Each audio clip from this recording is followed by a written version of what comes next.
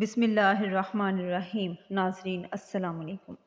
مسجد نبوی کے حوالے سے اس کا پورشن ریاض الجنہ، اس کے حوالے سے صحیح بخاری صحیح مسلم میں حدیث موجود ہے کہ نبی کریم صلی اللہ علیہ وآلہ وسلم نے ارشاد فرمایا کہ میرے گھر سے میرے منبر تک جنت کے ٹکڑوں میں سے ایک ٹکڑا ہے جسے ہم ریاض الجنہ کہتے ہیں۔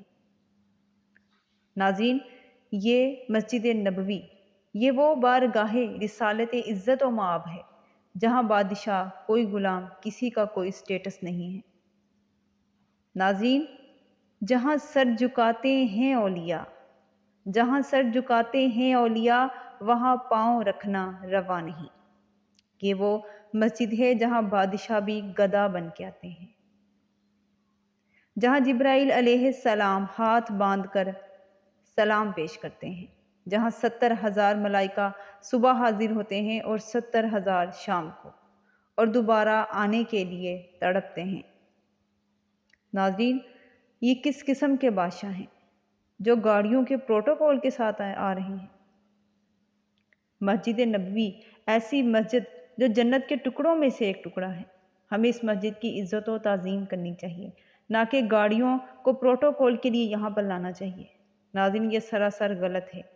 یقین جانیں، جب یہ ویڈیو میری آنکھوں کے سامنے سے گزری تو دلی دکھ ہوا کہ وہ جگہ جہاں روضہ رسول صلی اللہ علیہ وآلہ وسلم ہے، وہاں پر اتنی بڑی بے ادبی، اتنی بڑی بے حرمتی۔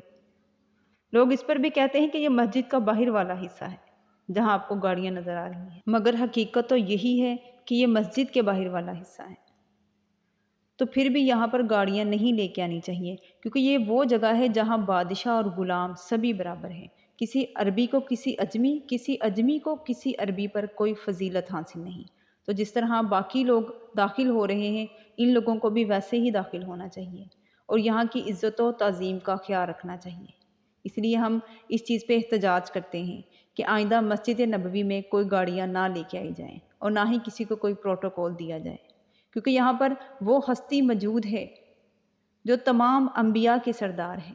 حضرت محمد مصطفیٰ صلی اللہ علیہ وآلہ وسلم یہاں پہ موجود ہیں، اس لیے ہمیں اس جگہ کی تعظیم کرنی چاہیے۔ اللہ تعالیٰ آپ کو اور ہم سب کو ہدایت دے۔